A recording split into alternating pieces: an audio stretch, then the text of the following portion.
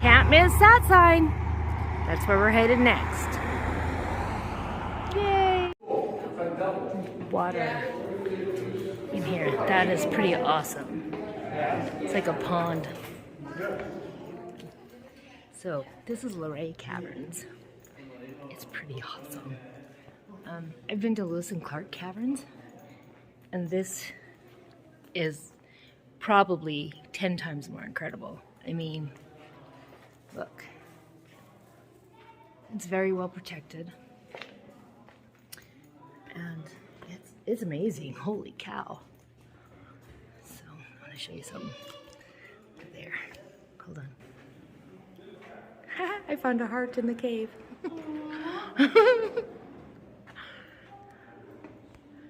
So cool.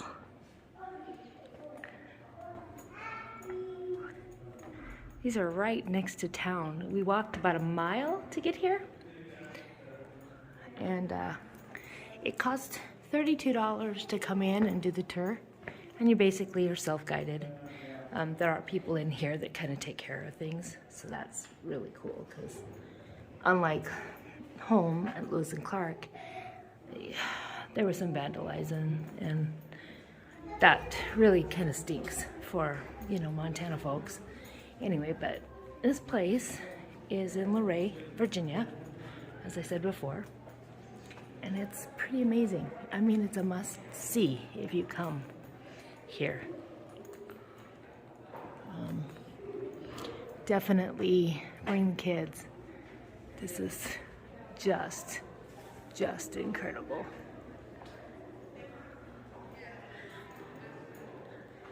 It's fun to see where they put the lights. There's growth, like green growing, so it does get the bright nutrients that gets the light. It's just amazing. So cool. Oh, I bet that's a slide. Right down there. Yeah, huge. Huge, huge, huge. And it is beautiful. Wow.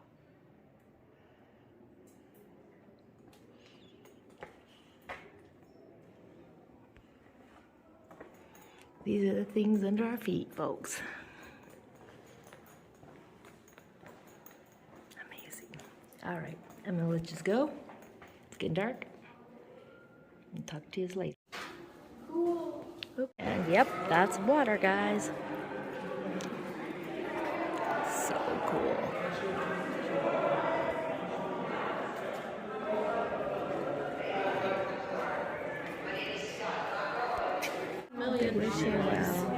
$1 million people donated up to date. Wow. Wait, so this is donation. So cool. Please move on. Thank you.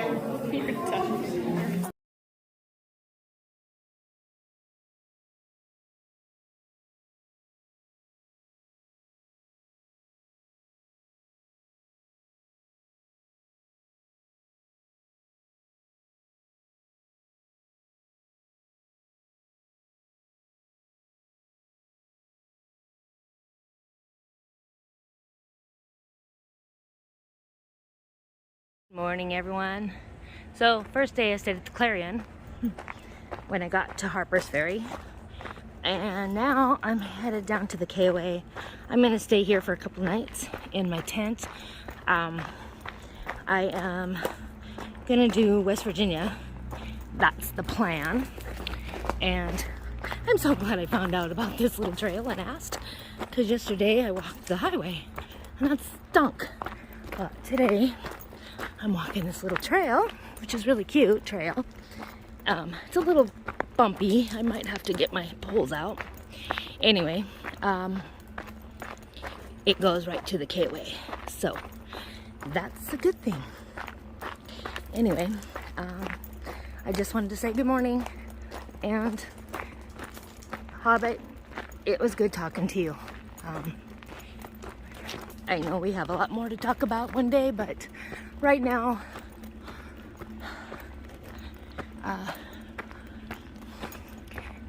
you know, anyway, it was good to talk to you and see ya. is that the Confederates dug a 31-foot trench. Now, I may be saying that wrong, or a berm, or whatever. When they took over Harper's Ferry, when the feds came through here, they were able to capture this farm, the Confederates. So it's kind of amazing, the history that we have for the Civil War.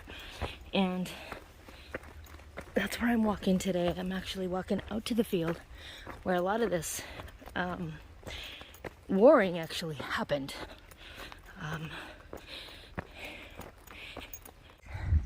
From my understanding, this farm was completely taken over by the Confederate Army. Obviously, there's some changes. There's a road here, and I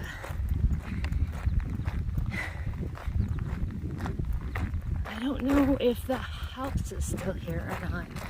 I'll give you a picture of the map when I'm done. I'll let you guys see. He said there's an overlook up here, and I'd really like to see that, so that's where I'm headed. It's about a 2.5 mile walk. The park is pretty cool. It's normally a $10 fee to come in. They did not charge me, which is, I don't know why, but so I'm just walking in. I'm staying at the KOA down the road from it, just so I can see some of the old history and things. Right now, I'm feeling a little weird.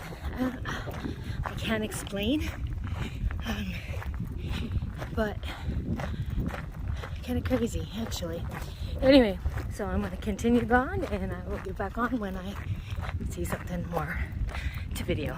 So it says home becomes a battlefield. The Civil War affected not only the soldiers who fought for the families whose homes and towns became battlefields. Edmund Chambers bought this farm in 1848 and lived there with his family until the Civil War. Although Chambers was a loyal Unionist, the Union confiscated his farm in 1862, forcing the family from their home. The U.S. Army arranged for an appraisal of the farm in the event of damage.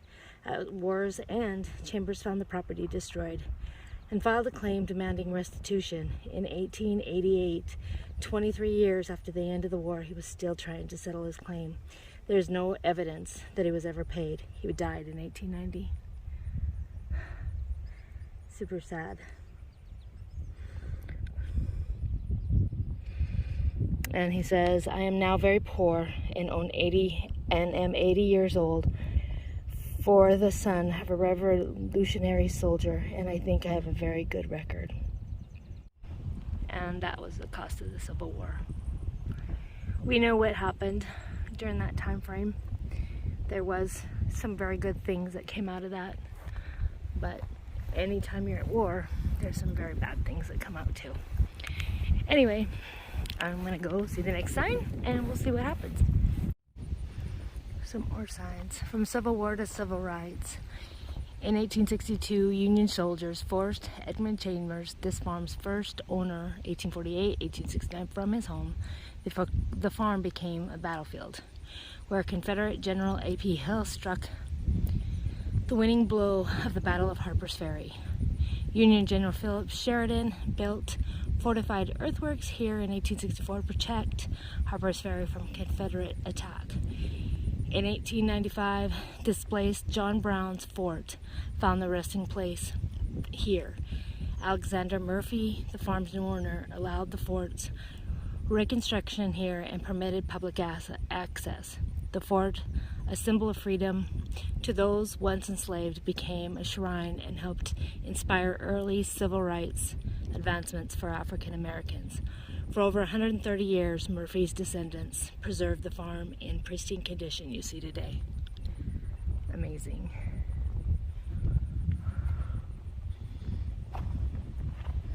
And you can see where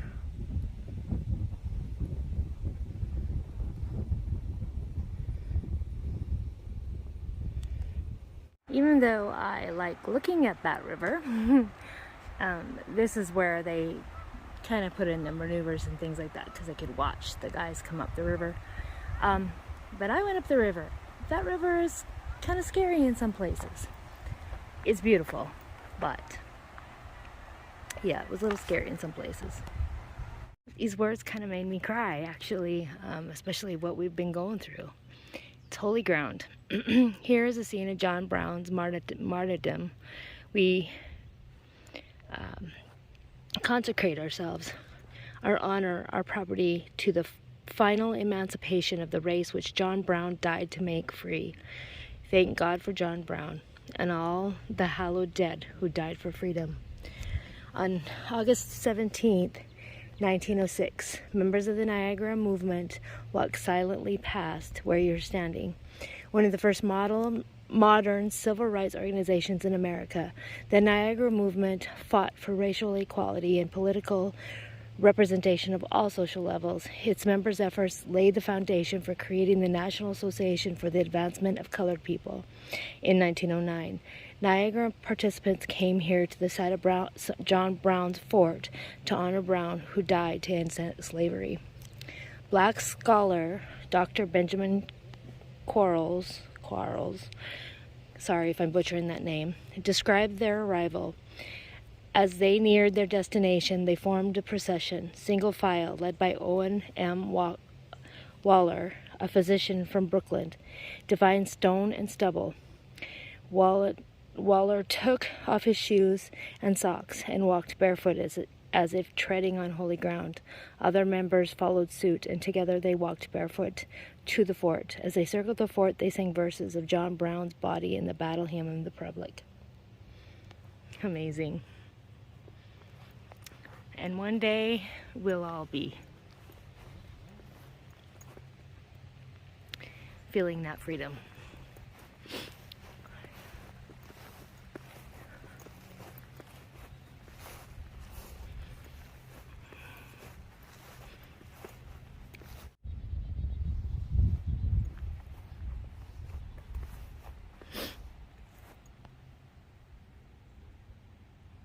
Amen. Okay, I had to kind of gather my thoughts a little bit because I kind of feel energies. The energy there was very happy, joyful, but very sad. And I think what I'm trying to get at is our ancestors, had moments like us of wrongdoing, of thinking they were right, thinking they were doing the right thing, and then I think in some respects seeing this stuff puts me into another perspective of where life had been hard then. Look at this farm. Hold on, let me give to look at this farm. No one person could take care of this. Obviously they can now. We've got machines and things like that, but they didn't have those then. So they hired, and unfortunately, it's really hard for me to say, but they enslaved people to do that. And the sad part of the whole thing is that we still enslave people today. Women are still enslaved. There's still many colored people still enslaved to the system, to everything, really. They don't see the freedom that I am enjoying right now, and they don't feel the empathy and the hurt that I'm feeling right now. I don't know what the answer is. I'm not philosophical, there you go, enough to understand how that we could change any of it. Just know that we had a lot of ancestors that worked and they died to do that. So both, if you're colored or you're white and you're fighting amongst each other, look at each other and try to understand from a different perspective. try to see the differences as gifts and try to love each other. I think God really put us here to love this earth and to find the differences and look at the differences, but also see the similarities. We all bleed the same. And this civil war right here, if that's any indication of brothers killing brothers and families losing so many members of families, of why we want to look at the past. Here's your example. Anyway, I love you all. I'm gonna head back to the KOA, have some dinner, and then get some sleep. Tomorrow, I walk the AT into Harper's Ferry. So, it's been a good day, and I'm really happy I came over here. I'm glad I showed you all. There's some museums that I probably will see in Harper's before I leave. And then, Kimberly, I will get a hold of you. Or maybe by the time you see this, I already have. But it's been an eye-opening day. Anyway, I wish you all the same kind of life and love and peace.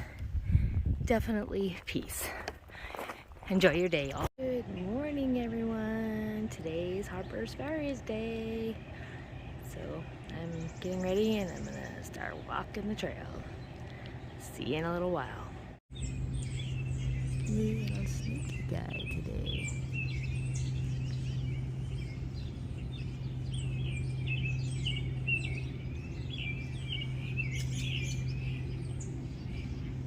Looking for the remnants.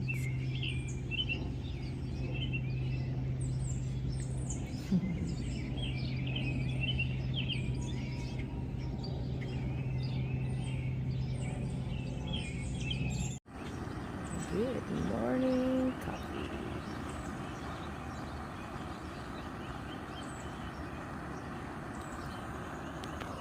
Good morning, everyone. I'm walking down the last legs of Harper's Ferry.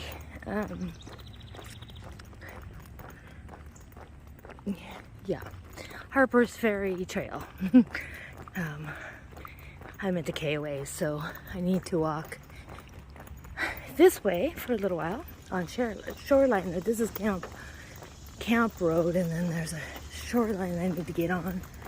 And from Shoreline, there's the trail. So I need to get on the trail and then go north and then up into town, and then there's a Blue Blaze and get on the ATC. From the ATC,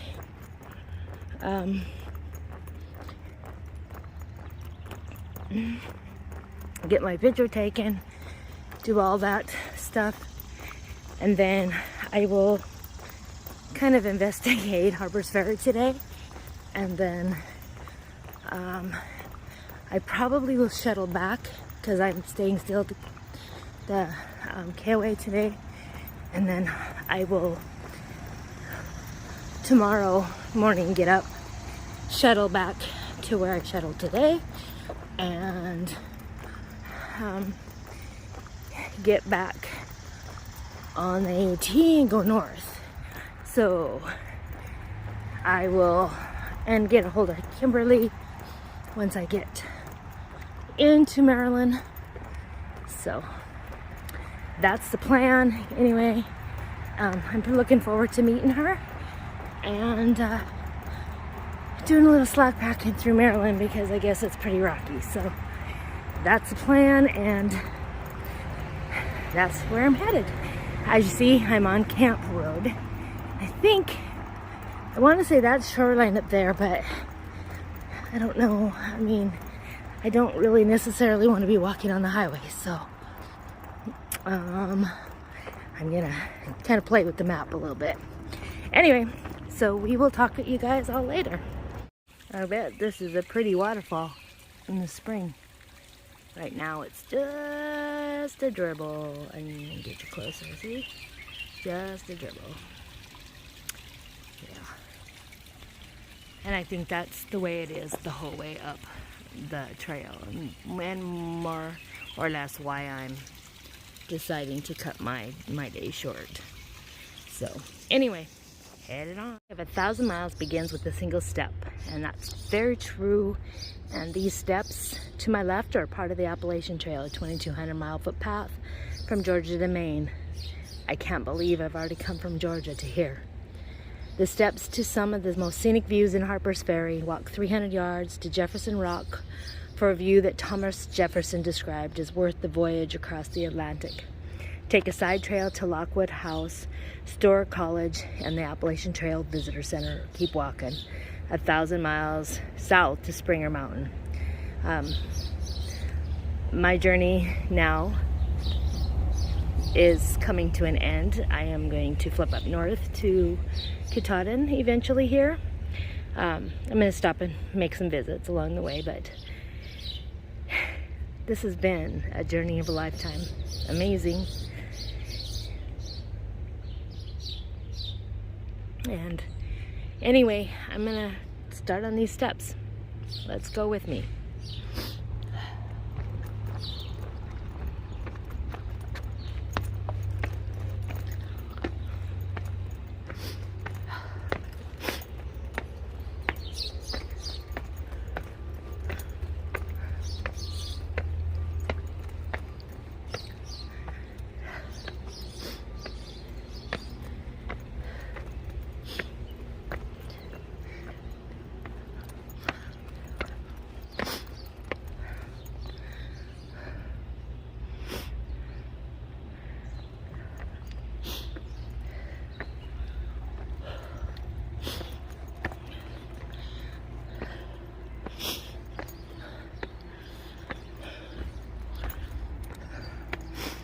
Beautiful church.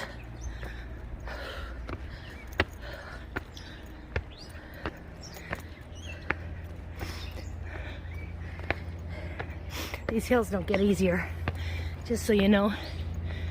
All right. Harper's house, the mansion on the hill. This is it. It belonged to early residents. Watch Harper's Ferry grow in their tiny village. 1775, Robert Harper chose Hillsdale for his home. This home was completed in 1782. Unfortunately, he died that same year and never lived here.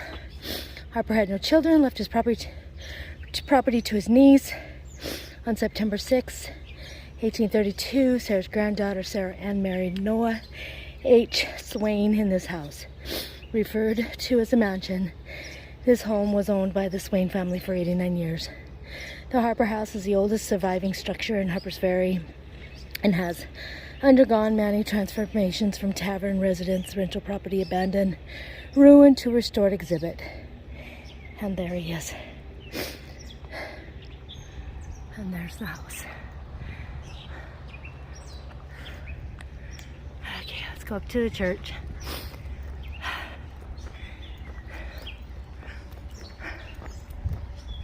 It is really humid out here, and this is very nostalgic for me. St. Peter's Roman Catholic Church construction on the Chesapeake and the Ohio Canal and the Baltimore and Ohio Railroad provided an influx of Irish laborers into the Harper's Ferry area during the early 1830s. St. Peter's Catholic Church, completed in 1833, symbolizes Americans' melting pot tradition and the customs, habit, and religion of the early Irish immigrants. During the Civil War, to protect the church from the Union and Confederate shells, Father Castile flew the British Union Jack flag as a symbol of the church's neutrality. St. Peter's escaped the war relatively unscathed. St. Peter's was remodeled in his present appearance in 1896 and Mass is offered here every Sunday. And you guys, it is beautiful.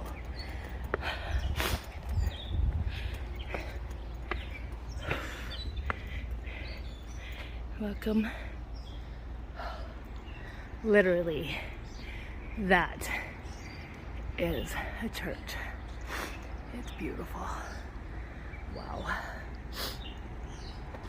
And if you look down, the view, absolutely incredible.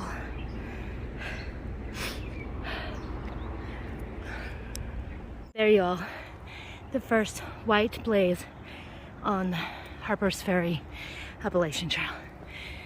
This is called the Ruins, and I'm not sure what it is, but there's a board here.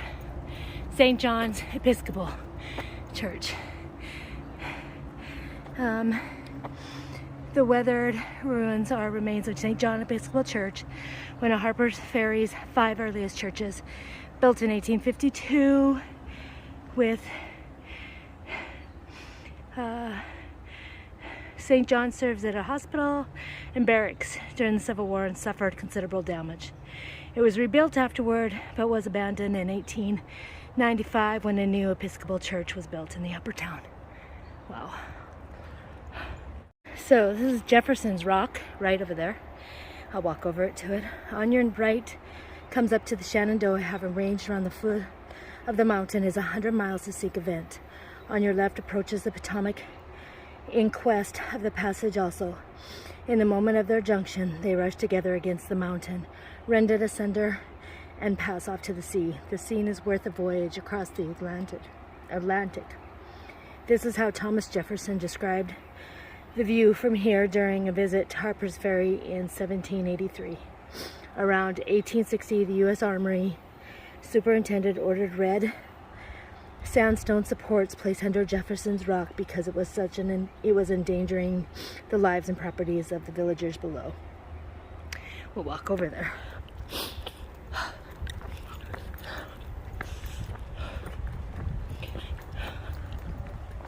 Look at that. It says, do not climb. But as you see, the view, incredible. It's quite a feat being a place where some of our greats were here, and I don't know how you feel about presidents and political arenas, but I will go touch that. Oh my God, look.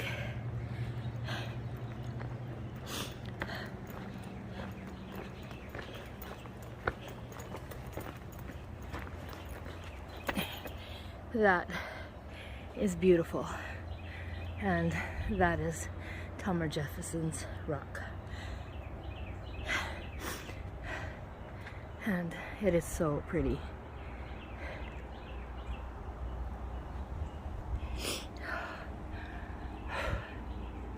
And more stairs. The AT is full of stairs, rocks, ups and downs. It literally does not ever change, even in down. So now I need to figure out which way I go. If I go left or right, I'm not sure. But the white blaze is right there. I think this is another something up there. I gotta stop and see. Let me look really fast. You know me, I have to do all the blazes and all the blue and all of the information. Oh wow, this is the cemetery.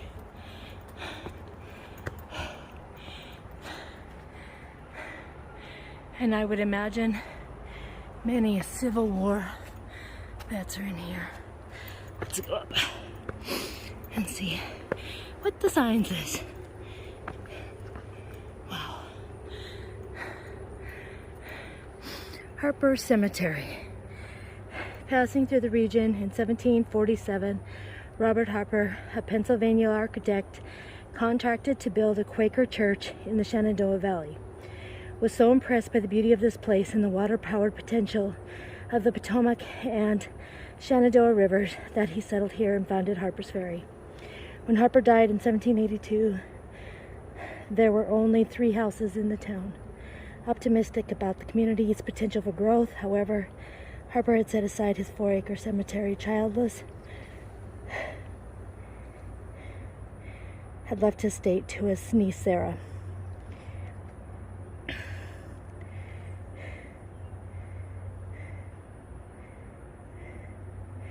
As you walk around the grave markers of some of the Sarah you will see Sarah Wager's descendants, as well as stones of Irish and German immigrants who settled in this area during the 1880s. Wow. I think we'll go a little ways, but then we'll get back on the fair. 1917. Lucy Brockmorton Wager. Wow. Amazing. And the house is way up there. This is amazing. Absolutely beautiful, and what a restful sleep. Yeah. Anyway, okay, back to the AT, back to the ATC. I have walked a lot today, and I'm tired. So, I'm gonna get down and get things done, and then probably get shuttled back to the KOA. So, I hope you guys are all having a great day, and I'm headed down back on the AT. So,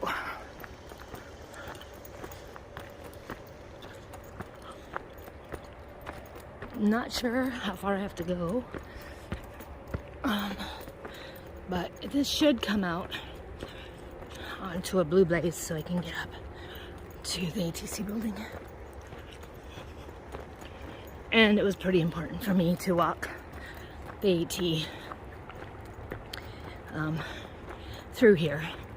These 8 miles are pretty historic and very emotional.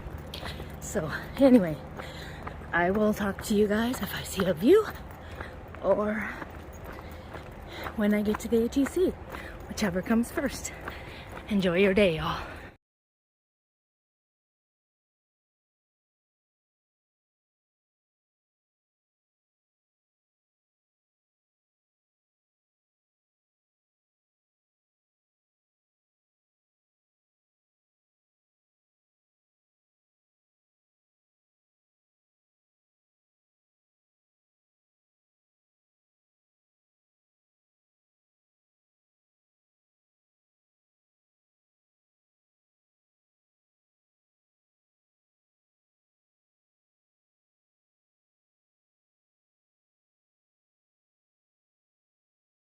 Hey everyone, it's Okie here, and there is thunder and lightning, and I'm like underneath the tree. I'm thinking about running to the bathroom. Hear it? Oh Lord, I hate sleeping in a tent when it does that, and they have nothing available. So I mean, I could go to the motel, but yeah. Anyway, I just thought I'd pop on and say hello and show you this place right now. It's pretty crazy that there's nobody here. Yep, that's my tent right there. And it is completely empty on this side of the world. Now there are a few trailers on that side of the world.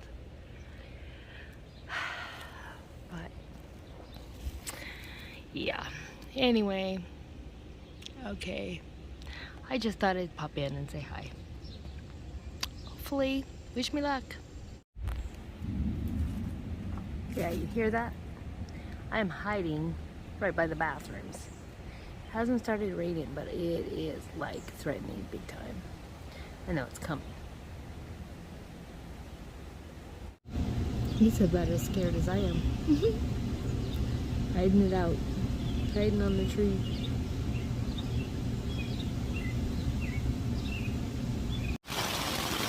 Wow.